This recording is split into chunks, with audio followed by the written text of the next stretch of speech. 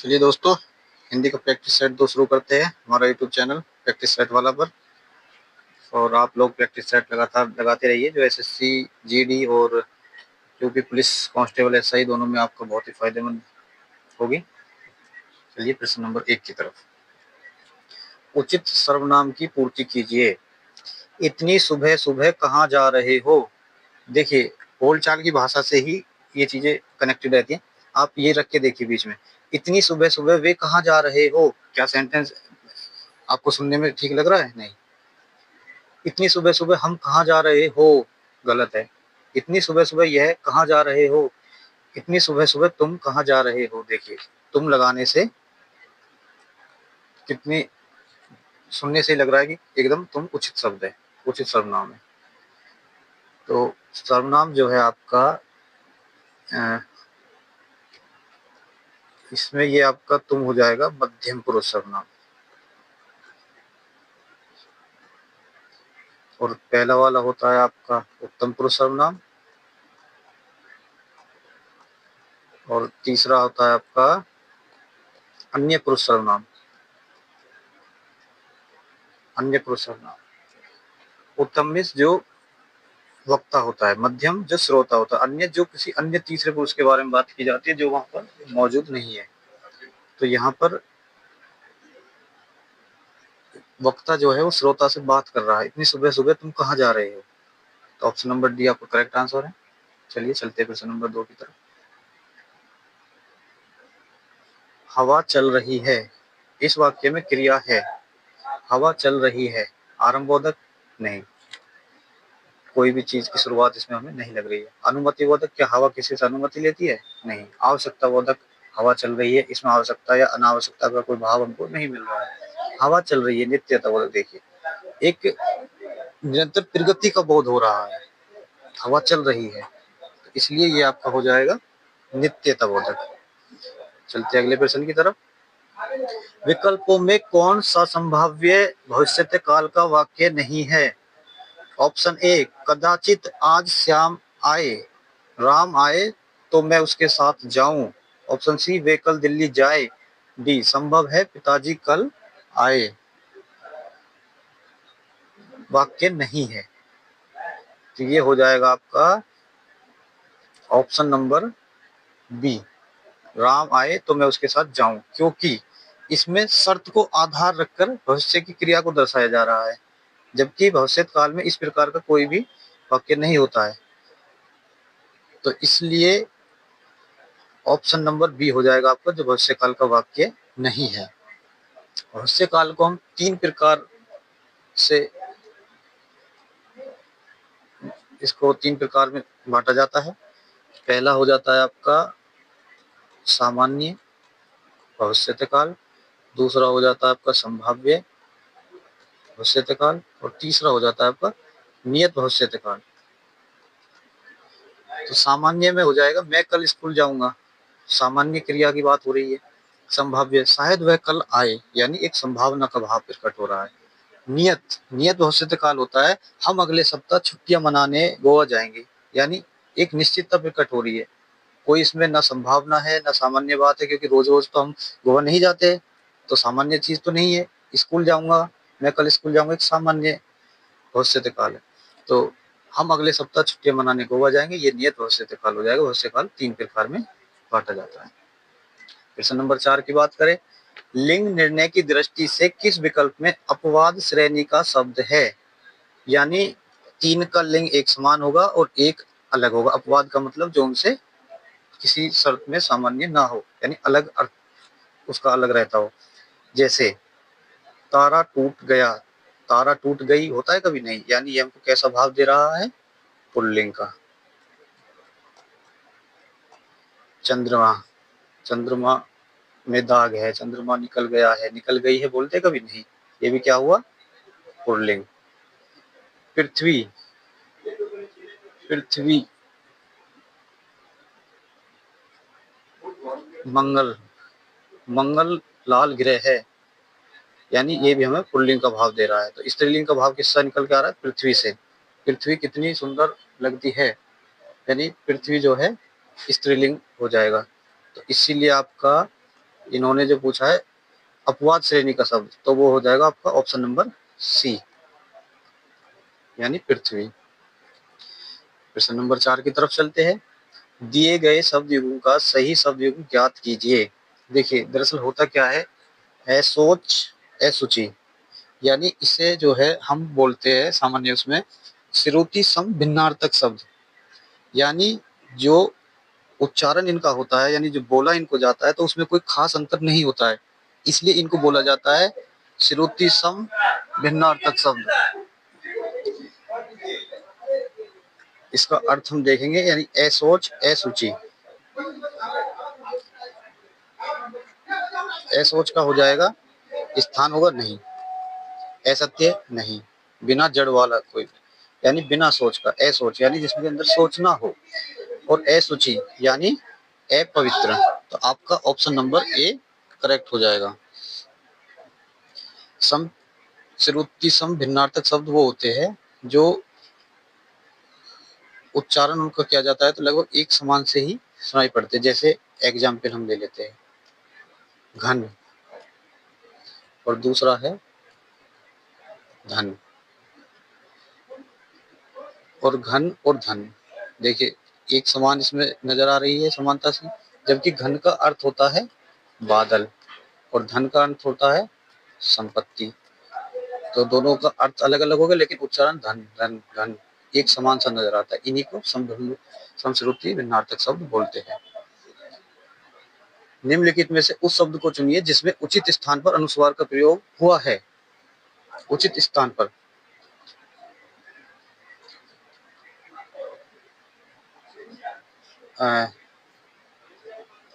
ध्वनिया संशोधन संयुक्त गणतंत्र। देखिए आपका करेक्ट आंसर हो जाएगा ऑप्शन नंबर डी, संयुक्त अनुस्वार, यानी जिसमें नाक से बोला जाता है, जिसमें नाक से इसे पंचमाक्षर भी बोला जाता है। पंचमाक्षर जितने भी होते हैं वो सब अनुस्वार ही होते हैं। तो इसमें उचित स्थान पर, यानी बिल्कुल उचित स्थान पर हुआ है, इनमें कहीं भी नहीं हुआ है। किस विकल्प में सभी शब्द पर्यायवाची नहीं है? देखिए ऑप्शन नंबर ए विशिख, तीर, इसु, ये आपका करेक्ट आंसर है। ये सभी आपस में पर्यायवाची होते हैं। ऑप्शन नंबर सी केवल्य, निर्वाण और अपवर्ग, ये भी आपका पर्यायवाची होते हैं। अस्म, पृष्ठर, शिला, शिला यानी आपने सुना होगा ना आधारशिला रखी गई, यानी आधारशिला में क्या, पत्थर जो नाम का लिखा जाता है। पृष्ठर, पृष्ठर को जो है ये तत्सम शब्द है और इसका तद्भव हो जाएगा पत्थर, यानी ये सब आपस में पर्यायवाची शब्द है, जबकि ये आपस में पर्यायवाची शब्द नहीं है। जैसे निशिथ, निशिथ का अर्थ होता है, निशिथ का अर्थ होता है रात, निशा, निशी, तमा। हाँ, और मध्य रात्रि यानी अर्धरात्रि, मध्य रात्रि, और वासर, वासर का अर्थ हो जाएगा आपका दिन, वार, दिवस। ठीक है, तो आपका करेक्ट आंसर ऑप्शन बी, जो पर्यायवाची नहीं है। अनेकार्थक शब्द सारंग का एक अर्थ नहीं है। भोरा, कामदेव, तलवार, ज्योतिषी। इसमें सारंग, सारंग के जो अर्थ है वो भोरा भी है, कामदेव भी और ज्योतिषी भी, यानी तलवार नहीं है। सारंग, सारंग का अर्थ होता है सुहावना, सुंदर, मन भावुक, मन को भाने वाला। क्वेश्चन नंबर 9, यह चित्र प्रसिद्ध चित्रकार के द्वारा बनाया गया है, सार्वनामिक विशेषण ज्ञात कीजिए। यह चित्र प्रसिद्ध चित्रकार के द्वारा बनाया गया है, इसमें सार्वनामिक विशेषण क्या है? इसमें सार्वनामिक विशेषण हो जाएगा आपका यह चित्र। सार्वनामिक विशेषण वह होता है जो संज्ञा शब्दों की विशेषता बताने वाले जो सर्वनाम शब्दों को ये सार्वनामिक विशेषण कहते हैं। जैसे एग्जाम्पल आपका हो जाएगा, यह कार मेरी है, तो सार्वनामिक विशेषण यह कार मेरी है, यानी यह। राजा सेवक को कंबल देता है, कौन सा कारक है? जैसा कि आप जानते हैं कि कारक 8 होते हैं और 8 कारक में से 4 जो ऑप्शन आपको दिए गए, कर्ता, संबंध, संप्रदान और कर्म। तो कर्ता ने होता है, इसमें ने कहीं है नहीं, तो ये भी गलत है। संबंध का, के, की, रा, रे, री, का, ये ना, ने, नी, ये सब जो संबंध कारक में होते हैं, ये भी आपका नहीं है। अब संप्रदान कारक और कर्म कारक, इन दोनों में को और इसमें के लिए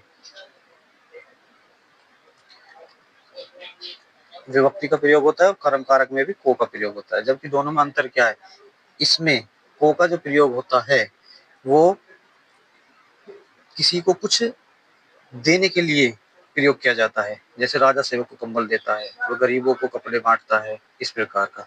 और जो कर्म कारक में विभक्ति को होती है, उसमें जैसे एग्जाम्पल हो गया आपका, राम ने रावण को मारा, यानी एक कारण दिखाई देता है।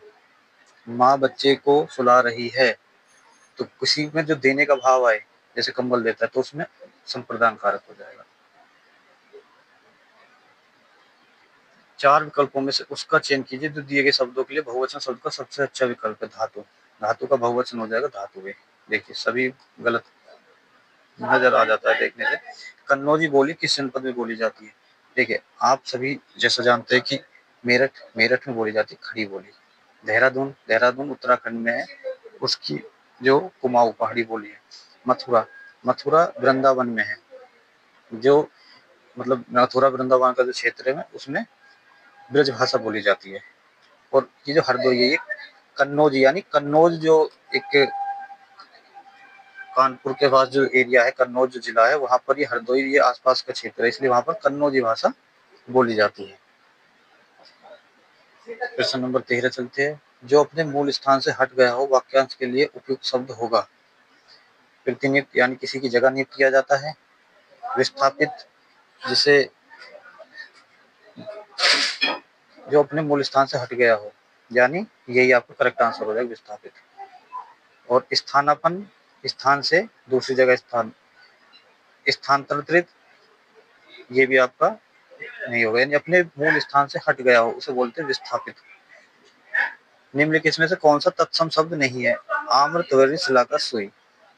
देखिए आम्र, त्वरित और शिलाका ये सभी तत्सम शब्द है, जबकि सुई एक तद्भव शब्द है। प्रश्न नंबर 15, शब्द युगों में असंगत है, यानी अमृत, व्यास, विलोम की बात कर रहा है। विलोम, अमृत का विलोम विष होता है, सही है। अल्पायु, दीर्घायु, सही है। अस्त यानी निकलना, ओ सॉरी, अस्त यानी सूर्य अस्त हो गया। छिपना, उदय, सूर्य उदय हो गया, ये भी एक दूसरे, जबकि ये एक दूसरे विलोम नहीं है। यही आपका मतलब अभी इसमें आपका करेक्ट आंसर ये हो जाएगा, क्योंकि असंगत पूछ रहा है। ठीक है, प्रश्न को बिल्कुल ध्यान से पढ़ना है। ये पैराग्राफ का प्रश्न है आपका। सबसे उपयुक्त उत्तर वाले विकल्प को चुनिए। इसको करने का एक ही तरीका होता है। सबसे पहले आपको पहले प्रश्न को पढ़ लेना है। अनुच्छेद के आधार पर कहा जा सकता है कि, आप जान गए कि एक लाइन दी हुई है। अब आपको पैराग्राफ को पढ़ना है ध्यान से। माइकल एंजेलो इटली के बहुत प्रसिद्ध शिल्पकार थे। वे बड़ी सुंदर मूर्तियां बनाते थे। लोगों ने पूछा कि आप इतनी सुंदर मूर्ति कैसे गढ़ लेते हैं? तो उन्होंने कहा, मैं मूर्ति कहाँ गढ़ता हूँ, वह मूर्ति तो पहले से ही पत्थर में थी, मैंने तो सिर्फ पत्थर का फालतू हिस्सा हटा दिया तो मूर्ति प्रकट हो गई। तो विद्यार्थी को अपना परिचय पाने में, स्वयं भान होने में मदद करना शिक्षक का काम है। अब वह स्वयं भान कैसे हो? सेल्फ इज लाइक, अरे जो समझ में नहीं आता है तब वह प्रकट होता है। जब मैं स्वयं धर्म कर्तव्य करता हूँ, कर्म करते करते मुश्किल का जब मैं सामना करता हूँ, तब मेरी रूप, मेरी शक्ति स्वयं का मुझे पता चलता है। स्वयं धर्म रूप कर्म करते हुए जो स्वयं मेरे सामने व्यक्त होता है, वही मेरी शिक्षा है। इसलिए शिक्षा दी नहीं जा सकती, बल्कि अंदर से अंकुरित होती है। उस प्रक्रिया में शिक्षक केवल बाहर से मदद करता है, जैसे पौधे के अंकुरित होने में, इसके प्रफुल्लित होने में सीधा हम कुछ नहीं कर सकते, परंतु बाहर से खाद पानी देना, निराई करना, प्रकाश व्यवस्था आदि कर सकते हैं। तो अनुच्छेद के आधार पर कहा जा सकता है कि आपका हो जाएगा ये, जो शिक्षा देना संभव नहीं है। Option number A correct answer. शिक्षा दी नहीं जा सकती, बल्कि अंदर से अंकुरित होती है। शिक्षक का काम है विद्यार्थी को दूसरों से परिचित कराना, विद्यार्थी को विषयों से परिचित कराना, विद्यार्थी को शिल्प कला से परिचित कराना, विद्यार्थी को स्वयं से परिचित कराना। Option number D. स्वयं का प्रकाट्य में होता है।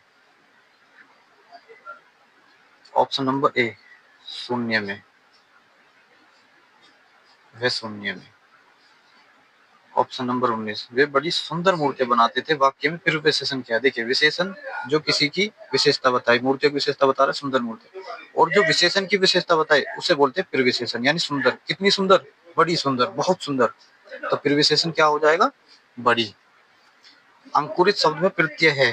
अंकुरित यानी प्रत्यय जो वाक्य के बाद में लगाया जाता है। तो अंकुरित को जब हम करेंगे तो एक पार्ट अंकुर हो जाएगा और इत हो जाएगा। तो रित तय कहीं भी ध्वनि नहीं आ रही है, तो अंकुर इत। ऑप्शन नंबर डी हो जाएगा आपका करेक्ट आंसर। आज आपके 20 प्रश्न बहुत ही महत्वपूर्ण प्रश्न थे। उम्मीद करते हैं आपको बहुत पसंद आए होंगे। तो इनकी लगातार प्रैक्टिस हमसे जुड़े रहिएगा, आपकी तैयारी में बहुत मदद होगी। धन्यवाद। अपना स्कोर कमेंट में जरूर लिखें।